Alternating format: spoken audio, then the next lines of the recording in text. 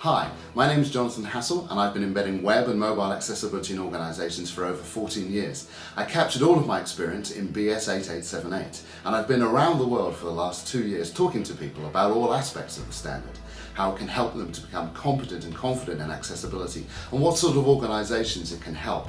I've put it all in my new book, including your missing 20% by embedding web and mobile accessibility. I've been to numerous presentations by large organisations who are saying how they are doing accessibility. And one of the things that comes out with pretty much all of those organisations is that the team who was doing all of that work did not exist until very recently. And when you ask them, how did this 30-person team come to being, they mention, in general, some sort of law. H&R Block shows that the Justice Department knows what we've been saying for many years, Americans with Disabilities Act already requires accessible websites, and WCAG 2.0 AA is the standard. Because of disability discrimination laws, most people think of web accessibility as risk mitigation, but avoiding losing doesn't motivate most people. I like to think of accessibility as winning a bigger audience for your product. Approach about 11 or 12% of the population have a disability. In reality, people are saying that it's more like 20 or 25% of the population. And in 5 years, 10 years time, the three of us could sit together. I will probably have to use a magnifier. You may not be able to use a mouse. Yeah? But our expectations, if I did internet banking today, my expectation is that I will do internet banking tomorrow. What's more, making your products accessible could bring you the most loyal audience you've ever had, and thinking about their needs could help you be more innovative. So how are organisations implementing accessibility?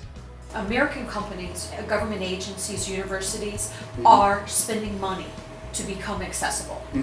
We have seen, even over the last 6 months, the amount of people that are spending money on accessibility has really risen to the point that we are having problems finding qualified people to actually do the work. Sure. That a lot of money is being wasted. And so if a company spends $250,000 to be accessible, and they get accessible and then the next month they're not accessible anymore, I believe that's a failure for our community. Sure. If we cannot embed it at the process level, we will keep doing what we're doing now. We'll try and then we'll kick ourselves out. We'll try and then we're out of compliance. More expensive than that for that particular corporation was all of the things that they were required to do. And there was a kind of like a big long list of things. You know, they had to have somebody who was responsible for accessibility reporting to the chief information officer. They had to train their staff. They had to sort of get people in to audit things. They had to make sure that they kind of embedded things in the process. I was looking down the list of things going, wow, that's our standard actually. I think we are sharing the same issue. And we would like to use this right now in Japan, but you can't do that with standards. We need companies to try it and see if it actually helps them. This book has a lot of organisations saying, yeah, we've tried this and it really works. It helps us understand how this fits in with our company. It helps us train our staff. It helps us work with our suppliers.